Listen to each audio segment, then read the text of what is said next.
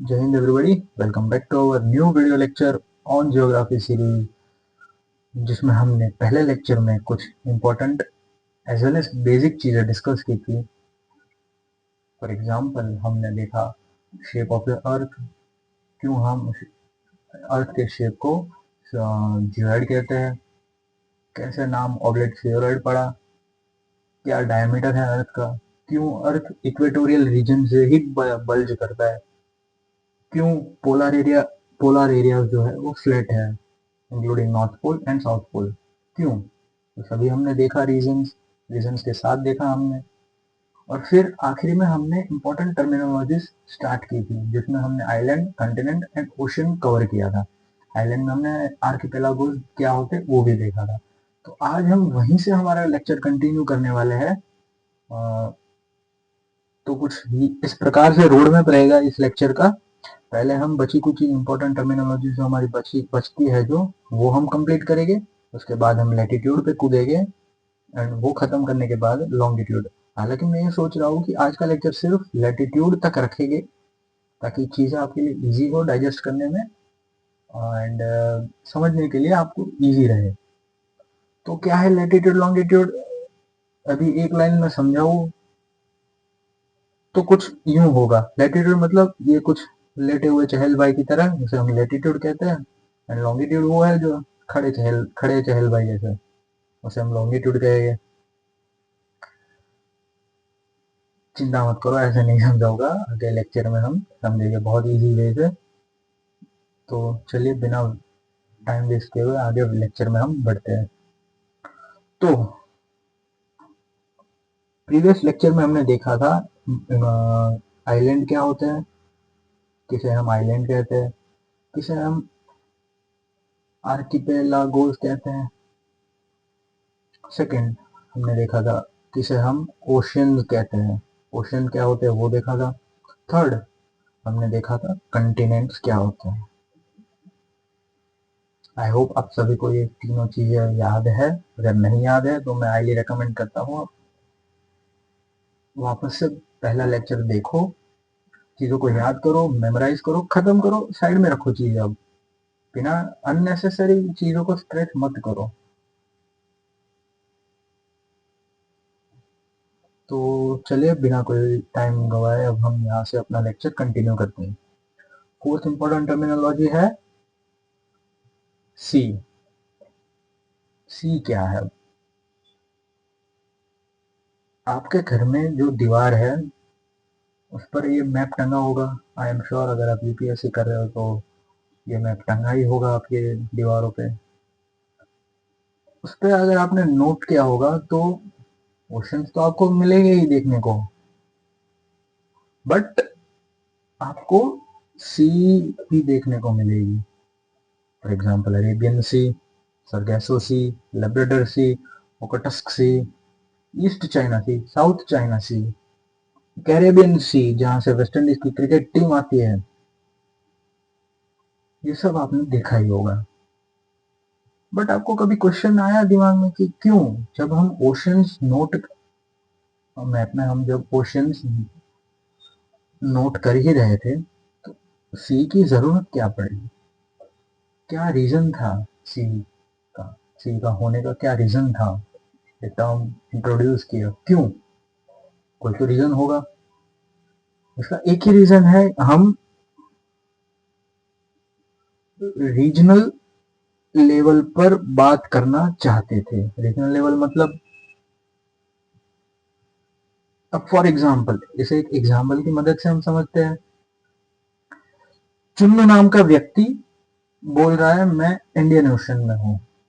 अब कहाँ ढूंढोगे उसको इंडियन ओशन में? इंडियन ओशन इतना बड़ा है। मुन्नू बोल रहा है मैं अटलांटिक ओशन में हूँ, कहाँ ढूंढोगे? अटलांटिक ओशन इतना बड़ा है। अगर किसी ने गलती से बोल दिया कि भाई मैं पैसिफिक ओशन में हूँ मुझे बचाओ आके, भाई मर गए, आप दोनों मर गए। मदद की गुहार लगाने वाला भी मर जाएगा और मदद करने वाला भी मर जाएगा। इतना बड़ा पैसिफिक ओशन है, इनफैक्ट लार्जेस्ट ओशन है अर्थ पे। तो हमें एक्यूरेसी के लिए हमें रीजनल लेवल पे जाना पड़ेगा। फॉर एग्जाम्पल, अगर मुन्नू बोल रहा है भाई मैं यहाँ पे फंस गया हूँ अरेबियन सी में, तो आप इंडियन ओशन पूरा नहीं ढूंढोगे, उसको पूरे इंडियन ओशन में नहीं ढूंढोगे, आप स्पेसिफिकली उसको अरेबियन सी में ही ढूंढोगे। वैसे ही सेम, अगर कोई बंदा बोल रहा है आपको भाई लेब्राडोर सी में मैं फंस गया हूँ, आ मुझे बचाओ, तो आप पूरे अटलांटिक ओशन में उसे नहीं ढूंढने बैठोगे, आप सीधा लेब्राडोर सी में ही जाओगे उसे बचाने के लिए। आई होप आई एम क्लियर। तो इसीलिए सी वर्ड इंट्रोड्यूस करना पड़ा क्या, ताकि हम एक्यूरेसी बढ़ा सके लोकेट करने के लिए। बस यही है। और मेजर डिफरेंस ओशन और सी में बस इतना ही है, साइज का फर्क है। Ocean are large water bodies, ऐसा नहीं है सी छोटी वाटर बॉडी है, बट कंपेयर टू ओशन छोटी बॉडी है वाटर बॉडी है वो।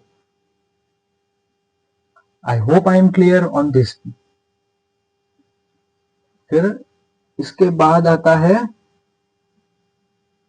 बे एंड गल्फ। ये दोनों टॉपिक हम एक साथ पढ़ेंगे। आई एम सॉरी, ये दोनों टॉपिक हम एक साथ पढ़ेंगे। एक बात मैं बता दूं, बे एंड गल्फ, अगर हम हिंदी में, अगर हिंदी के विथ रिस्पेक्ट टू हिंदी अगर हम बात कर रहे हैं, तो उसका कोई डिफरेंस नहीं है। दोनों को हिंदी में खाड़ी बोला जाता है, बट इसका डिफरेंस इंग्लिश में है। इंग्लिश में इसका डिफरेंस है, ज्यादा डिफरेंस नहीं है। ऐसी कोई हार्ड एंड फास्ट डेफिनेशन भी नहीं है बे और गल्फ की, बट एक बेसिक आइडिया हमारे दिमाग में होना चाहिए किसको बे कहना है, किसको गल्फ। हाँ, मेरी एक बात याद रखना, country to country, government to government चीजें वेरी करती है। किसको बे बोलना है, किसी को गल्फ बोलना है, कंट्री टू कंट्री डिपेंड करता है, गवर्नमेंट टू गवर्नमेंट डिपेंड करता है। बट हाँ, हम बेसिक आइडिया लेंगे क्या होता है क्या नहीं। तो इसके लिए हमें दो इमेज की जरूरत पड़ेगी। ये तो आपने देखा ही होगा, बे ऑफ बंगाल हमारे प्यारे भारत के नजदीक में जो है, और ये भी आपने सुना होगा गल्फ ऑफ मेक्सिको, जो कि यूनाइटेड स्टेट्स में है। I am sorry. तो आखिर डिफरेंस क्या है इन दोनों में? देखने में तो हमें एक ही जैसा लग रहा है, नहीं, डिफरेंस है। बे जो होती है, बे जो लैंडफॉर्म होता है, वो कोई एक पर्टिकुलरली सी या तो ओशन को घेरता है, और गल्फ भी सेम है। एक लैंडफॉर्म है जो सी या तो कोई एक बड़ी वाटर बॉडी को घेर रहा है, बट डिफरेंस ये है कि उसका जो माउथ है, अगर ये एक लैंडमास है तो ये उसका माउथ है। ये माउथ बे का चौड़ा होगा, वाइड होगा, बहुत वाइड होगा। वेरेज अगर गल्फ की हम बात करेंगे, गल्फ जो कि गल्फ ऑफ मेक्सिको में आपको देखने को मिलता है, उसका माउथ आप देखो कितना नैरो है।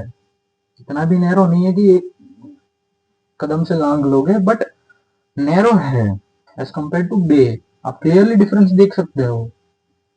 बस यही डिफरेंस है बे एंड गल्फ में। हालांकि दोनों में लैंडमास एक वाटर बॉडी को घेर रहा है, बट फर्क ये है, ओपनिंग का फर्क है, माउथ का फर्क है। जो चौड़ा होगा वो बे होगा, जो कम चौड़ा होगा या नैरो होगा उसे हम गल्फ कहते हैं। तो बढ़ते हैं हमारे नेक्स्ट टर्म पे, बाइट। हाँ, बाइट। बाइट क्या है? कुछ नहीं है, अपडेटेड वर्जन है बे का। अपडेटेड वर्जन है बे का। अगर बे इतना चौड़ा है तो बाइट उससे भी चौड़ा होगा। आप देख ही सकते हो यहाँ पे द ग्रेट अमेरिकन बाइट, जो कि सदर्न ऑस्ट्रेलिया में हमें देखने को मिलता है। I hope I am clear. इसे आप नोट कर लीजिए अपनी नोट में, BIGH बाइट कहते हैं इसे हम। हालांकि इसका फॉर्मेशन के लिए बहुत thousands of millions of time लगता है इसको बनने में। क्या है ना कि देखो, ये इसकी कोस्टल लाइन है ऑस्ट्रेलिया की। मिलियंस ऑफ ईयर्स के लिए यहाँ पे इस कोस्टल लाइन पे पानी टकराएगा,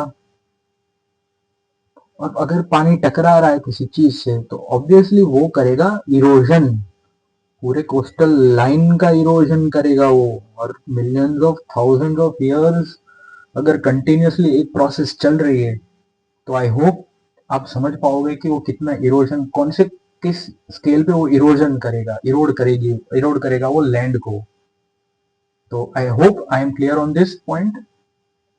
बढ़ते हैं अपने नेक्स्ट इंपॉर्टेंट टॉपिक पे, सॉरी टर्मिनोलॉजी पे, जिसे हम स्ट्रेट कहते हैं। हालांकि उसके अगला टर्मिनोलॉजी पे हम इसी के साथ ही पढ़ लेंगे, जिसे हम कहते हैं इस्थमस। स्ट्रेट एंड इस्थमस दोनों एक साथ ही पढ़ लेंगे हम with the help of picture obviously. आप ये दो पिक्चर देखो और कुछ कॉमन चीज आप देखो, क्या है कॉमन इन दोनों पिक्चर में। अगर आप ध्यान से नोट करोगे तो आपको कुछ इस प्रकार दिखाई देगा। एक नैरो ये जो स्ट्रिप है वो दो major land sorry water body को कनेक्ट कर रही है। दो लार्ज वाटर बॉडी को कनेक्ट कर रहा है एक छोटा सा टुकड़ा। और सेम इसमें भी आपको यही दिखेगा, एक छोटी सी स्ट्रिप है, वो दो बड़े वाटर बॉडी को कनेक्ट कर रहा है। I hope I am clear. तो इसे हम स्ट्रेट कहते हैं, STRAIT। मैं ये नहीं बताऊंगा स्ट्रेट ऑफ जिब्राल्टर कहाँ पे है, पाल्क स्ट्रेट कहाँ पे है। आप मुझे बताओ कमेंट सेक्शन में। Hope I am clear. Straight is nothing, एक छोटी सी स्ट्रिप है जो छोटी वाटर बॉडी है, कह सकते हैं बेसिकली छोटी वाटर बॉडी है, वो जो दो बड़ी वाटर बॉडी को कनेक्ट करती है उसे हम कहते हैं straight. I hope I am clear. आप मुझे कमेंट सेक्शन में प्लीज बताओ ये कौन सी स्ट्रेट है, कौन सी स्ट्रेट तो मैंने बता दी है, लोकेशन कहाँ पे है, और कौन सी दो वाटर बॉडी को ये कनेक्ट करती है, straight of Gibraltar and Palk straight. I hope I am clear. और बढ़ते हैं अपने नेक्स्ट इंपॉर्टेंट टर्मिनोलॉजी पे, क्या है इस्थमस। जैसा हमने पिछले स्ट्रेट में देखा था, छोटी वाटर बॉडी है जो दो water body major water body को कनेक्ट करती है, वैसे ही सेम इस्थमस है, दो बड़े लैंड मास को कनेक्ट करने वाली छोटी सी लैंड मास की बॉडी। आई होप आप समझ गए। मतलब यहाँ पे देखो, फेमस एग्जांपल है इस्थमस का पनामा इस्थमस, क्योंकि पनामा इस्थमस जो है छोटा लैंड मास वो दो बड़े लैंड मास को कनेक्ट कर रहा है, नीचे साउथ अमेरिका को कर रहा है और ऊपर नॉर्थ अमेरिका को। आई होप आई एम क्लियर। तो ये कुछ बेसिक टर्मिनोलॉजीज थी जो आपको डे टू डे में करंट अफेयर अगर आप पढ़ रहे हो तो आपको पेपर में बार बार कभी दिख सकती है। हाँ भाई चलो ये स्ट्रेट को ब्लॉक कर दिया है किसी टेररिस्ट ग्रुप ने, कि ये स्ट्रेट पर ये पानी की दिक्कत है क्लाइमेट चेंज की वजह से, तो शिपिंग इंडस्ट्री में काफी झटका पड़ा है। तो आपको तब आपको रियलाइज होगा कि हाँ ये टॉपिक हमने पढ़ा था, तो मुझे अब याद आ रहा है इसको स्ट्रेट को, ये स्ट्रेट होता है, ये इस्थमस होता है, ये ओशन है, ये बे है, ये गल्फ है। तो थी तो सारी छोटी छोटी बातें, बट इम्पोर्टेंट रहती है ये चीजें। आई होप आपको ये आठों आठ चीजें क्लियर बैठ गई है दिमाग में, क्या आइसलैंड्स होते हैं, क्या आर्किपेलागोस होते हैं, क्या ओशन होते हैं, क्या कॉन्टिनेंट होते हैं, क्या सी क्या किसको कहते हैं, बे किसको कहते हैं, गल्फ किसको कहते हैं, स्ट्रेट किसको कहते हैं, इस्थमस किसको कहते हैं। I hope I am clear on that. बढ़ते हैं अपने धुरंधर टॉपिक की तरफ, लैटिट्यूड। देखो मस्त चहल बाइस हो रहा है। लैटिट्यूड क्या है, लैटिट्यूड क्यों जरूरत क्यों पड़ी।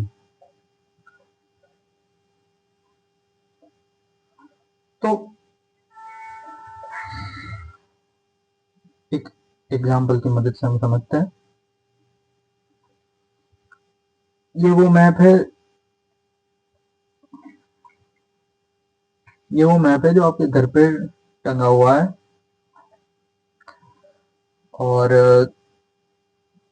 जिसको आप कभी ध्यान नहीं देते, जिसके ऊपर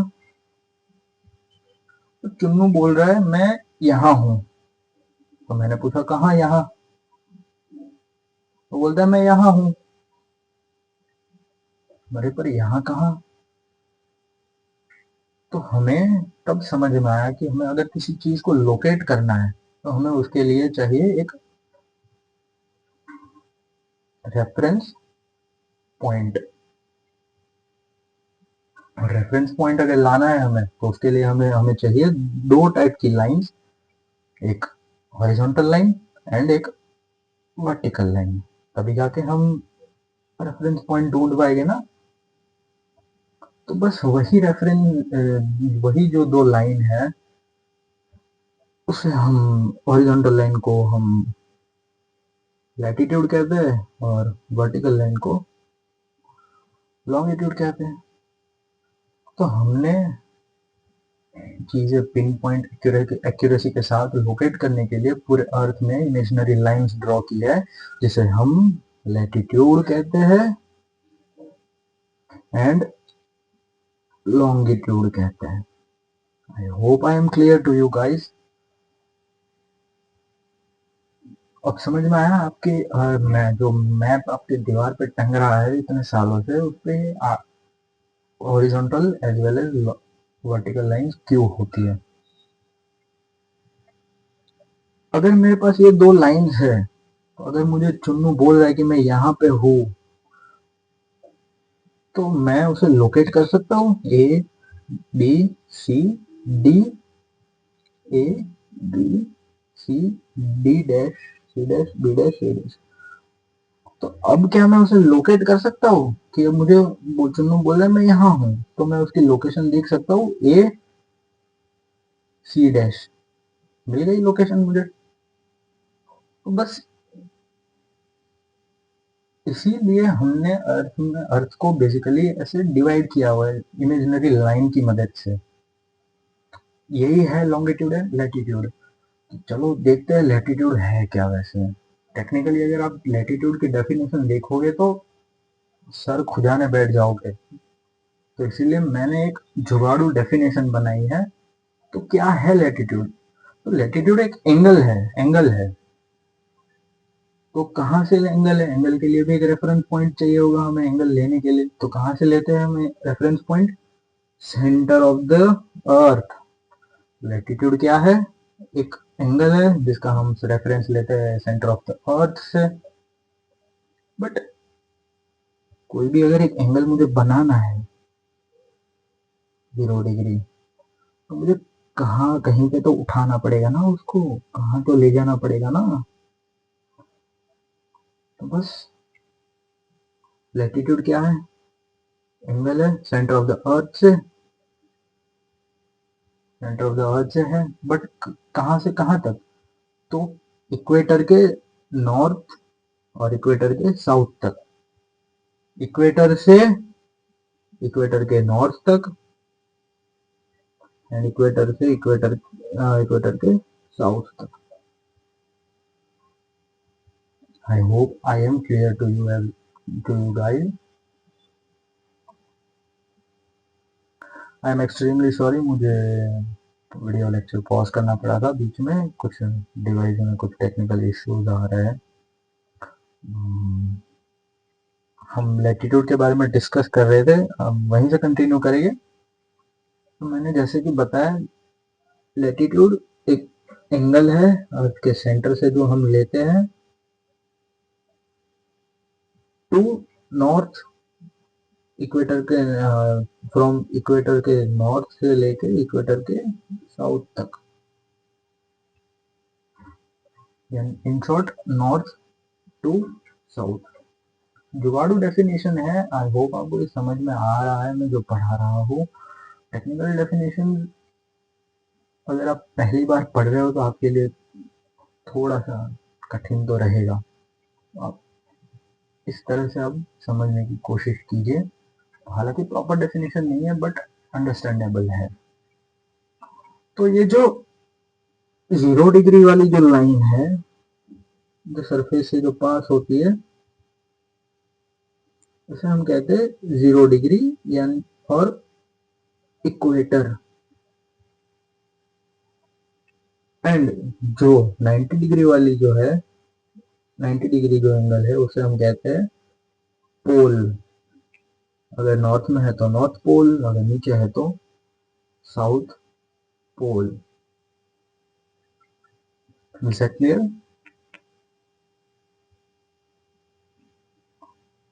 आई होप आपको ये समझ में आया। अब कुछ मैं आपको चीजें नोट करवाता हूँ, आप वो कीजिए। प्रीलिम पॉइंट ऑफ व्यू से थोड़ी सी इम्पोर्टेंट है ये चीज से, ये सब चीजें। तो चलिए शुरू करते हैं। पहला point, latitude, latitude, sorry, latitudinal lines. ये जो लाइंस हमने देखी ये सब लैटिट्यूडनल लाइंस ही है। तो अगर प्रीलिम्स में अगर पूछा जाए आपको कि टोटल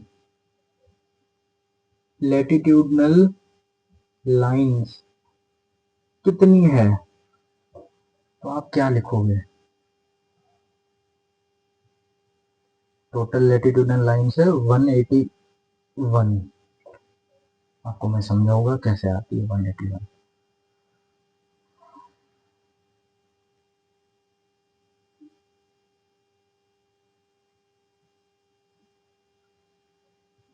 टोटल लैटिट्यूडनल लाइंस अगर पूछे तो वो है 181। क्यों?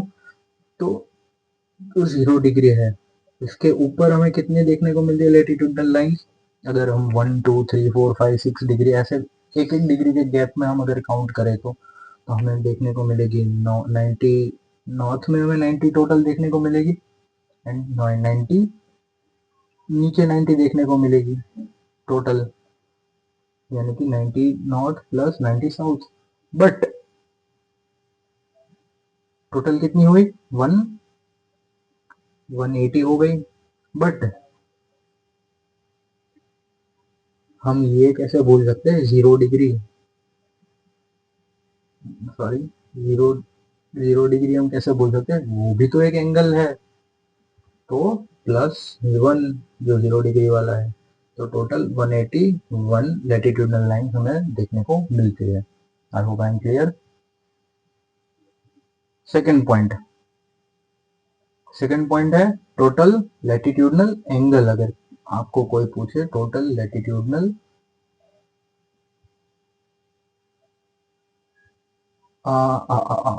सॉरी, यहाँ पे एक गलती हो गई।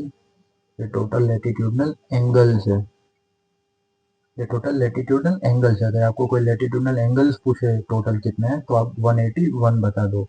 बट अगर आपको कोई पूछे टोटल लैटिट्यूडनल लाइंस कितनी है, तो आप बताओगे 179। 179 कैसे बोला? चलो आइए वो भी देखते हैं हम। 179 कैसे है वो भी देख लेते हैं, एकदम ईजी है वो भी। तो टोटल लैटिट्यूडनल लाइंस हमारे पास कितनी थी? 181। बट आप सोचिए, क्या 90 डिग्रीज पे लाइन बनेगी कोई? लाइन बनेगी कोई? नहीं, वहां पे सिर्फ 90 डिग्री पर सिर्फ पॉइंट बनेगा, वहां पे सिर्फ पॉइंट बनेगा। तो 181 minus 90 degree north and 90 degree south, दोनों दो हुए, तो -2 इक्वल टू 179। तो इसी वजह से टोटल लैटिट्यूडनल लाइन हमारे पास 179 है। हाँ, एक प्रीलिम के लिए दो एक मेन पॉइंट मैं बता देता हूँ क्या है, इसके बाद हम लेक्चर ओवर करते हैं, बाकी का हम अगले वीडियो लेक्चर में देखेंगे। ये जो 0 डिग्री वाली इक्वेटोरियल लाइन है उसे हम द ग्रेट सर्कल कहते हैं। द ग्रेट सर्कल कहते हैं हम उसे। क्यों? क्योंकि आप ही सोचो ये कितनी बड़ी लाइन बनेगी 0 डिग्री वाली, क्योंकि अर्थ इक्वेटोरियल रीजन पे बल्ज करता है। तो आप ही सोचो ये लाइन बड़ी होगी या फिर ये लाइन 89 डिग्री वाली बड़ी होगी, या तो ये वाली बड़ी होगी, या ऊपर वाली बड़ी होगी, या नीचे वाली इक्वेटर वाली मिडिल पे, ऑब्वियसली इक्वेटोरियल रीजन पे। तो इसीलिए हम उसे कहते हैं द ग्रेट सर्कल। 0 डिग्री को हम कहते हैं the great circle. Fourth point हम देखेंगे, अगर कोई आपसे पूछे कि क्या लैटिट्यूडनल लाइंस जो है वो इंटरसेक्ट करती है, तो नहीं, उसे हम कहते हैं parallel lines. Fifth point, distance between two latitudinal lines, distance between two latitudinal lines कितना है? हम ऐसे काउंट करें, ये 0 डिग्री है और ये 1 डिग्री है, तो अगर इसके बीच का डिस्टेंस हम देखें तो है 111 kilometre, 111 kilometre. I hope I am clear. तो इसी के साथ हमारा लैटिट्यूड का टॉपिक यहीं पे खत्म होता है, एंड अगले वीडियो लेक्चर में हम लॉन्गिट्यूड से कंटिन्यू करेंगे। टिल देन वी मीट, तब तक के लिए जय हिंद।